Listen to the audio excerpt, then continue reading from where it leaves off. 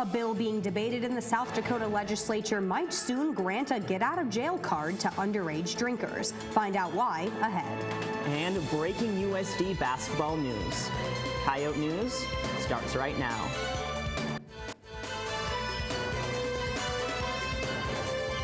Live from the Al Newharth Media Center, this is Coyote News.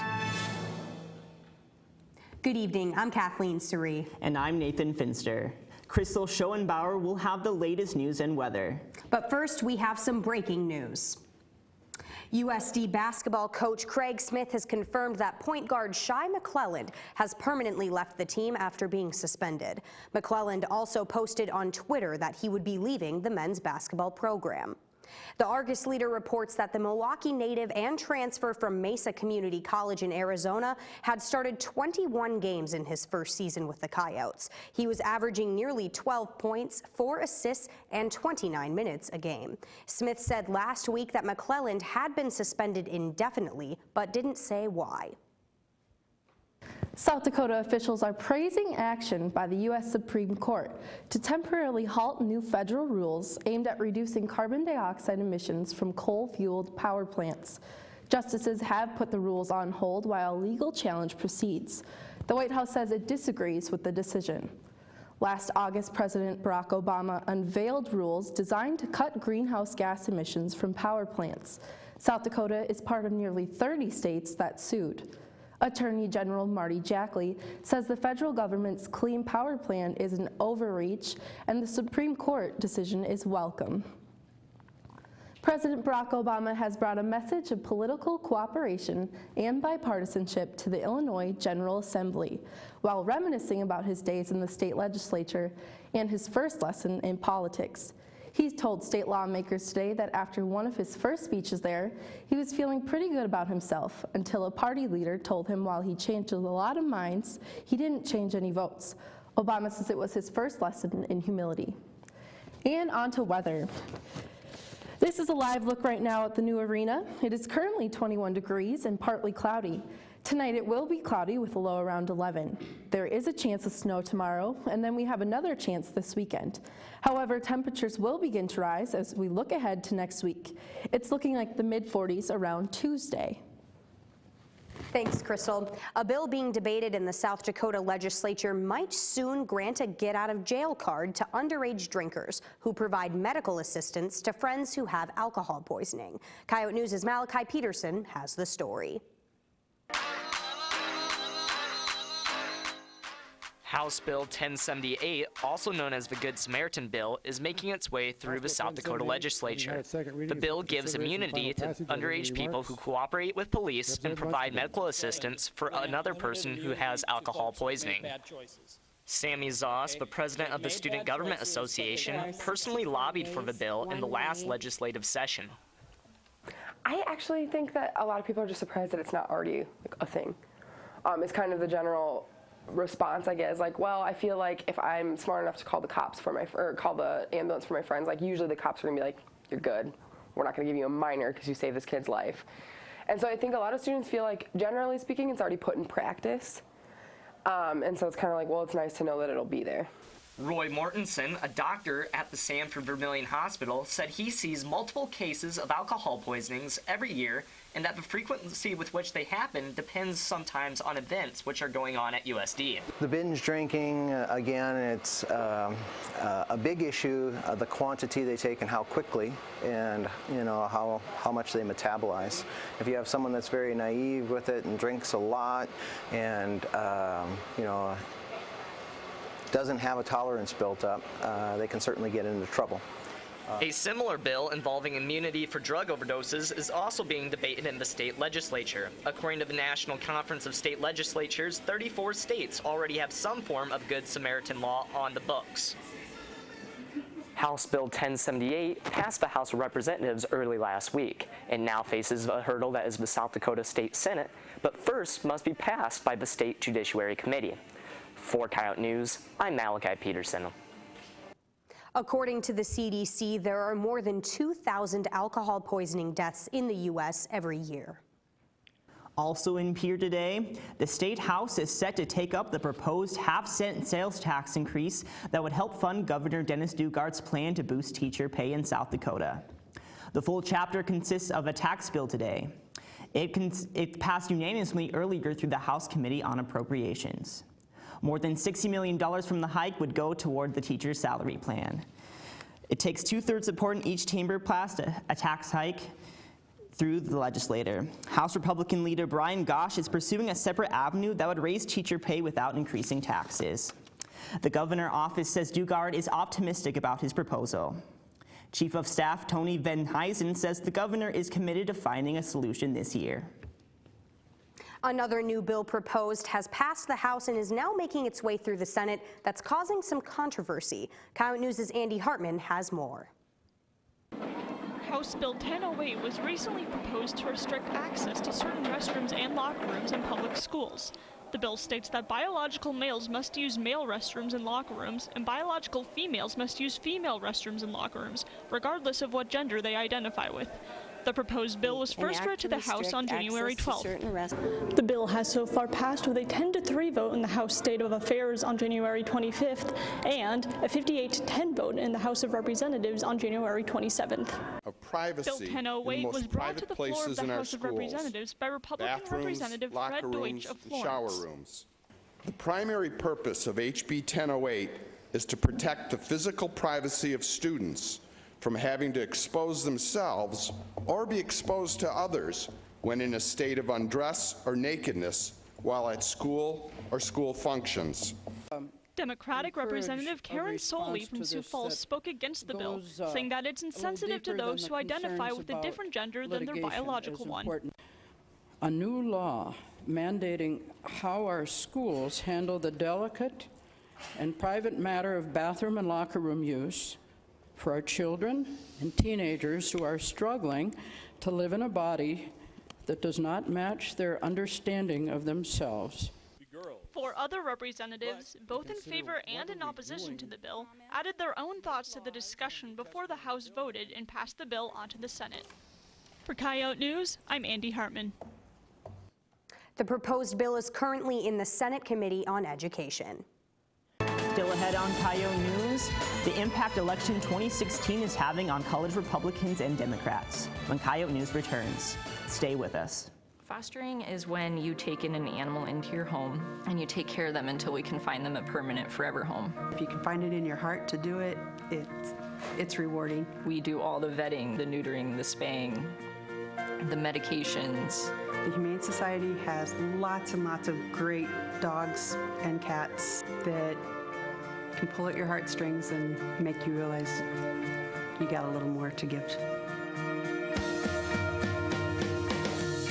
USD's Media and Journalism Department can be seen and heard all over campus. Faculty members know that hands-on experience now is the key to success after college. Get professional experience by participating in one of the many practicums offered. Have your voice heard on the radio. Edit a promo for a campus organization. Investigate breaking news stories for a weekly newspaper. Design advertisements for local businesses. Get involved with the Media and Journalism Department at USD and start your future now.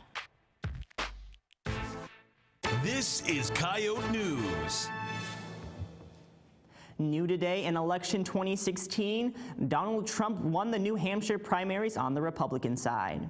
New Jersey Governor Chris Christie is expected to drop out of the 2016 race for the White House after finishing 6th in the New Hampshire primary. Also breaking at this hour, Republican Carly Fiorina has suspended her campaign. Thank you, New Hampshire. After a victory in New Hampshire, the Bernie Sanders campaign is launching new ads today in other states where it believes Sanders can build support, including Massachusetts and Colorado. Sanders had a lead of more than 20 percentage points over Hillary Clinton. And as the campaign heats up, so does the action in the partisan groups on campus. Lexi Ozerov has more in this week's Yote Report.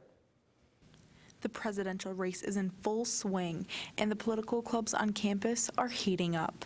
The College Democrats and Republicans have organized activities to help students learn more about each party. I spoke with Chelsea Gilbertson to learn what the College Democrats have in store for the upcoming months. About one of the ideas I'm kind of excited about is a religion and Democrats panel, kind of talking about how people can, have these ideological beliefs that work with their political beliefs. The College Democrats and Republicans both want to educate students on what beliefs each party has coming into the election. Cade Lamberty talked to me about what a student could expect if a part of the College Republicans. Anything that pertains to the Republican Party or issues that affect Republicans or Democrats alike, we discuss. The College Democrats lobbied for women's rights today in Pierre, and the College Republicans have been helping out different candidates. I spoke more with both organizations on how they're handling the upcoming election. It's a hot topic. It's a very divisive issue. And the problem we're seeing right now is there are certain voters for certain candidates that have almost gotten to the point where they are hesitant to vote for the other candidate if their candidate loses. And that is very detrimental to the idea of our Democratic Party. We have people in our organization that work with Cruz, Rubio, Jeb Bush. Our organization actually doesn't endorse a single candidate until the party nominates one, but individually a lot of people support people within our organization. For the Yote Report, I'm Lexi Ozerov. 2 USD researchers are using a federal grant to improve infant hearing loss in rural areas. Coyote News' Michaela Feldman has more on the project that's having an impact on South Dakota. Michaela? Kathleen, identifying hearing loss in infants across South Dakota can be a challenge. I spoke with Associate Professor Jessica Messer-Smith about what the grant means to South Dakota. Why is early hearing detection especially important in rural areas like South Dakota? So let's start first with general early hearing loss detection. And we really try to emphasize the importance of identifying hearing loss early, because it goes along with many of those other disorders where by the time symptoms expose themselves, it's usually too late already. So for example, if you think of cancer, if you wait until the symptoms of cancer are apparent, cancer is usually so far advanced that it's no longer treatable.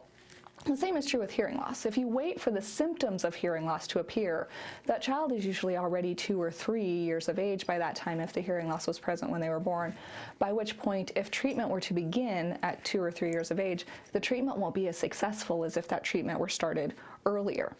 So we need to start this treatment and identification early because children have really plastic brains. We always say children suck in whatever you expose them to, and it's true.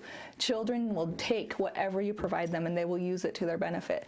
So for those children with hearing loss, we need to make sure that they're having access to the language and the communication in the environment around them, whether that's spoken language or sign language, whatever mode of communication the parents want to use, we need to make sure that the child has access to it. So, for example, if the parents choose spoken language, and we need to make sure that they can access that acoustic sound around them through hearing aids or a cochlear implant, the sooner we do that, the more likely they are to be successful with it. You recently received a federal grant for your research. What will the $400,000 be used for? So it's actually a really nice grant in that it's a joint effort with the nursing program at USD and the Communications Sciences and Disorders Department. And so the grant is through the South Dakota Department of Health, and then they subcontracted that out to USD because we were the ones that initiated the effort.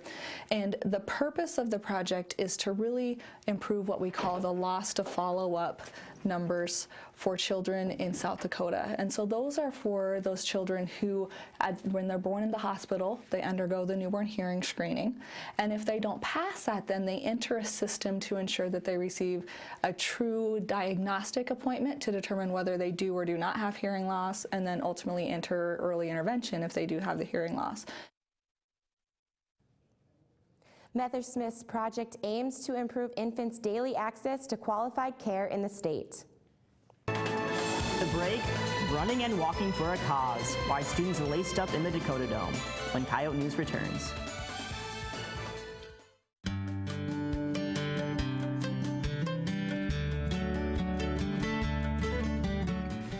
The Latino Student Organization is a all-inclusive student organization that focuses on bringing in Latino culture to University of South Dakota. We do fiestas, we do piñata parties. We also just hold potlucks where we cook and we just share Latino culture and food and just mingle. USD's Media and Journalism Department offers a specialization in strategic communication. Stratcom students learn to conceive and develop campaigns. In the production phase, students transform their ideas into professional quality images and then construct a final presentation. Through this process, students learn the fundamentals of effective public relations and advertising strategies. Go to USD's website and apply today. This is Coyote News. Over $14,000 was raised as part of USD's Colleges Against Cancer's Relay for Life fundraiser.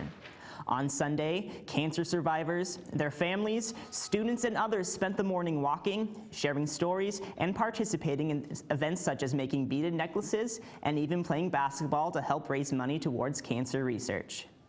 The chapter entered Sunday with just over $11,000 and raised and added an additional $3,000 alone during the Relay for Life event. The Colleges Against Cancer student group raises donations for cancer research all year long and concluded there's some fundraising year on Sunday. Students from the USD's theater department won several awards at the regional Kennedy Center American College Theater Festival. One student will be heading to the Kennedy Center in D.C., known for its annual honors event that the president attends every year. Rebecca Bailey, a third-year graduate student, was honored with a merit certificate for her direction of Venus in Fur. Natalie Heining, also a third-year graduate student, received a certificate of merit for her next to normal scenic design. In the national competition, Heining was awarded first place for her scenic design for Bus Stop, which qualified her to present her design in April at the Kennedy Center in Washington. This is the second year she received the honor. The USD Theater Department's performance of The Pillow Man is beginning next week. The play opens with Couturian, a fiction writer, being interrogated by police officers Tupolsky and Ariel. Couturian writes short stories that resemble a series of gruesome child murders that have been occurring in town. Couturian denies having any knowledge of the murders, but he admits that his stories are horrific and that it has his responsibility to tell the tales. The department warns of adult themes and concepts. And a USD theater major has been accepted into this summer's session of the Open Jar Institute, which is New York City's most Broadway integrated actor training program. Braden Garrett, a junior from Centralia, Washington, will be one of only 60 students to spend a week in New York. And while many couples will be celebrating Valentine's Day this Sunday, Coyote Blog's Andy Hartman tells you why the day after Valentine's is one of her favorites. So one of my favorite holidays is coming up. A holiday that fills me with warmth and happiness. A day that makes me want to venture out into the Arctic of winter because I just feel the love. February 15th is just around the corner, also known as the day the Valentine's Day candy goes on sale. Nothing says let's make you completely give up on any hopes of achieving that spring break body like discount chocolate hearts. I understand that Valentine's Day is fun too, I think. But just like December 24th is referred to as Christmas Eve, February 14th should be referred to as discount marshmallow hearts and huge amounts of assorted chocolates Eve. If February 14th is for all the lovers, then February 15th is for all of those upset that they don't have any lovers. Upset that that special someone didn't get you that huge box of chocolates? Then buy it yourself, but cheaper. If nothing else, use February 15th as an excuse to celebrate how much money you have because you didn't have to buy anything for your significant other. And you can celebrate all of your extra money by spending it on things for yourself. I honestly don't see the downside of being single in February. For Coyote Blog, I'm Andy Hartman. Thanks, Andy. Coming up after the break, the men's basketball team snaps its losing streak before they host rival SDSU tomorrow night. Stay tuned.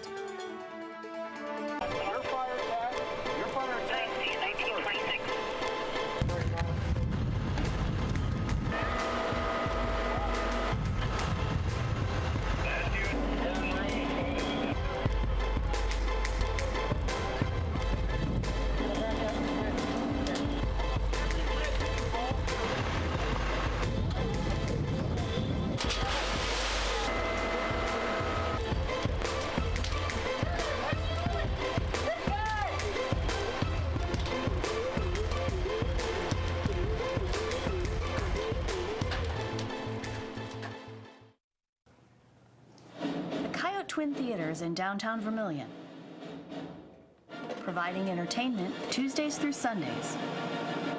a proud supporter of USD Student Media. This is Coyote News. Tonight on Coyote Sports, the USD men's basketball team prepares for NDSU tomorrow night. Plus, a USD grad can call herself a Super Bowl champion, and the soccer team announces its most recent signings. I'm Kayla Dorhout.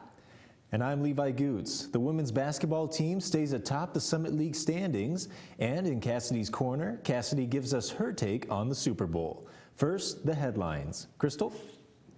North Carolina men's basketball coach Roy Williams suffered a vertigo attack, causing him to collapse during their game last night. The attack occurred with 14 minutes left in their second half of their game against Boston College. 65-year-old Williams says he jerked his head quickly after arguing a call with the referee, causing him to get dizzy. He says he is thankful to be alive and proud of his team's response. The University of Louisville has imposed a one-year postseason ban on their men's basketball program. The self-imposed ban comes during the NCAA's ongoing investigation into an alleged recruiting scandal. University President James Ramsey says he thinks the self-imposed postseason ban will help the school avoid further penalties. Los Angeles Chippers star Blake Griffin has been suspended 4 games without pay for punching a team staff member. Griffin's currently expected to be out 4 to 6 weeks with a broken hand resulting from the incident. The 4-game suspension will be served after Griffin is healthy and cleared to play. And those are your headlines. The USD men's team will have to move on without Shai McClelland as they prepare to take on NDSU tomorrow night at the Dakota Dome. The Coyotes head into tomorrow night's game against the Bison, tied for 7th place in the Summit League standings after their 91-79 victory over Oral Roberts on Saturday. The win snapped a 4-game losing streak for the men's team, and all 5 starters scored in double digits. Casey Casper Bauer led the way with 17 points, while junior Tyler Flack added 12 and shot perfect from the floor. Last week, the USD football team announced its newest class on signing day. Today, Coyote News' Devin Reiner spoke with 2 in-state talents about why they chose to play for the Coyotes. Devin. Thanks, Kayla. Ethan Roth and Chase Headley will both graduate from Harrisburg High School this spring and will continue their playing careers together next year as members of the USD football team. I spoke with them earlier today. All right, so why was USD the best fit for both of you? Just the opportunity to be playing together, the facilities, the top of the line. I really enjoyed having the coaching staff, and I can see myself growing with them the next 4 to 5 years. The coaches felt great. You can really get along with them. I can see what they're going to do with the program, and the facilities here are amazing. So. And then did you guys talk beforehand about playing together, or did it just kind of happen? Just kind of happened. I mean, because I committed a little bit earlier, and then he was originally committed to Augie, and then he decommitted and committed to USD. So it's kind of cool to have us playing together. After Joe Glenn retired and Bob Nielsen was named the new head coach, did that have any effect on your decision at all? I did not, because I knew that the Coyotes were going to hire anybody that could win. And Bob Nielsen, obviously, if you look at his past, is a winner. And I could see him being a really good coach. He's going to be a really good coach. So, for you, is that? Yeah, I like him more than the old coaching staff personally, but like you said, I can see what the program that they're going to build. And then how can you guys use your success at Harrisburg to, better you for your career here? Me and Jacob have been playing since like 3rd grade, so we have a lot of team chemistry together, and we know how we can play. We know what parts of the team we can play, so it'll be really good to play together and have that. And I think knowing each other's strengths and weaknesses is going to help us along to push each other even better. What are your expectations then for you guys your freshman year coming in? Just got to see how it goes. Going to try as hard as we can in fall camp, see where it leads us, and hopefully we can be playing as soon as we can. Exactly. If we play, we play. If we don't, we got more time to get better for next year. A USD graduate is able to call himself a Super Bowl champion after the Broncos' victory Sunday. Dustin Little, a former Coyote basketball player and PT school graduate, is a current athletic trainer for the Denver Broncos. Little told Coyote News that being in the Super Bowl didn't strike him until Lady Gaga started singing the national anthem, and that holding the Lombardi Trophy was an incredible experience. The USD women sit atop the Summit League standings all by themselves after Sunday's 70-55 victory over Nebraska Omaha. The Coyotes currently hold a half-game lead over rival SDSU for the lead, but the Jackrabbits have played one less game than the Coyotes. Nicole Seekamp and junior Abby Fogg lead USD with 15 points each. Fogg's 15 points were a career high for the junior center. Seekamp was also honored as the Summit League's Women's Athlete of the Month for the second consecutive month. The women will look to avenge their only conference loss of the year this Saturday against Oral Roberts. Sophomore Julia Gorman, junior Grayson Herding, and senior Chase Testa were named to the Summit League Athletes of the Week. Gorham was named Swimmer of the Week. Herding and Testa were named Divers of the Week. Gorham earned her first Summit League award after recording 3 top 4 finishes at the Minnesota Challenge last weekend. Herding collected her 5th Summit League award this season and her 25th of her career. Testa was named Diver of the Week for the 3rd time this season after recording the highest marks on both boards last week. USD head soccer coach Mandy Green announced the signing of 4 players to national letters of intent. They've also received commitments from 2 more. Of the 6 players, 2 each are from the states of South Dakota, Nebraska, and Colorado. Green says that the focus on this year's signing class was on their attack after losing several great players to graduation. The Super Bowl ended with the Denver Broncos' victory, but in Cassidy's Corner this week, she says the game should mark the end of a career for a certain quarterback. Super Bowl 50 was nothing but your average football game. Sure, there were some humorous commercials and a dance battle for the ages, but the game itself was far from spectacular. It was a defensive standoff as the Denver Broncos, the league's #1 defense, had to overcome the offensive expertise of Carolina and their regular season MVP, Cam Newton. It was a combined effort of the strong defense and veteran quarterback Peyton Manning's experience that triumphed over young gun Cam Newton. Manning was the oldest quarterback to start in a Super Bowl, meaning he was also the oldest to ever win the title. The question surrounding Peyton prior to Sunday's game was whether he would retire after the game. With the wind under his belt, is this the end of Peyton Manning? All signs point to yes. He's one of the NFL's most iconic figures and is a first ballot Hall of Famer. If he left the NFL, he would be leaving with 2 Super Bowl rings, 200 career wins, and the NFL career passing touchdown record with 539. Manning really has no choice but to retire. He didn't play particularly well, as it was Denver's defense that saved him. With only a little more than a month to go until his 40th birthday, Peyton is going to have to say goodbye to the game. He was benched and booed during this season, not to mention a season with injuries tells the fans that his body is starting to give out on him. Manning couldn't have scripted a better farewell for himself. He's been asked over and over again, so it's only a matter of time before he makes an official announcement. And that's Cassidy's Corner. Thanks, Cassidy. We'll be right back.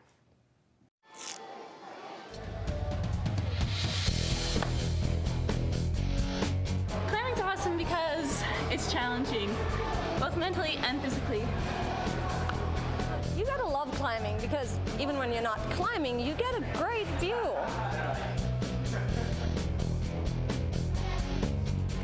Climbing's great because I feel like Spider-Man.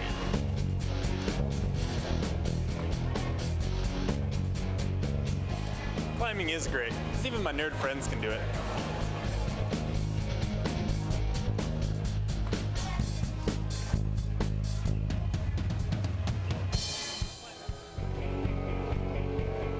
Climbing's awesome because there's always someone who has your back. Come to the rock wall and figure out why climbing's awesome for you.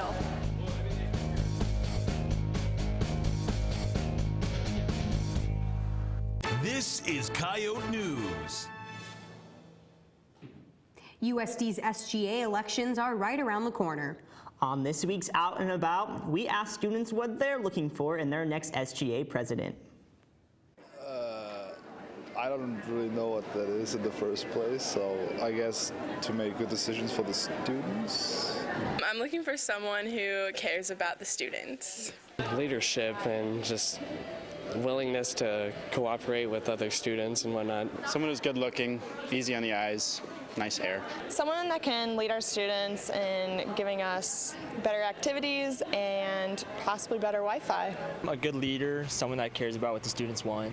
I don't know, to be a leader and to speak out and be a leader. Somebody that has like the youthful exuberance of John F. Kennedy. Someone who's gonna make the muck food less awful, make the dorms actually have hot showers, make the wellness center have more than 2 squat racks. I don't really know what SGA does, so I don't know, nothing, I guess. Good leadership. Somebody who's just gonna take the bull by the horns and get stuff done. Stay tuned after the newscast for a special Coyote Shorts. Have a great night. We'll see you next time.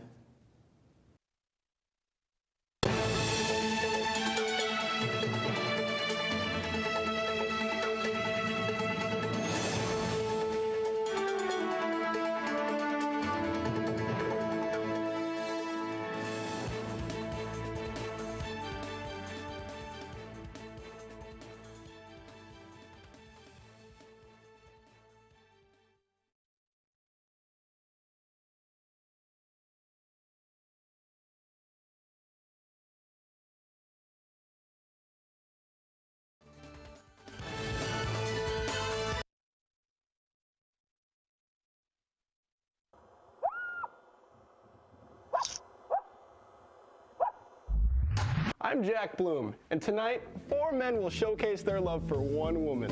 This is the Bachelorette. Well, thanks again, Whitney, for joining us.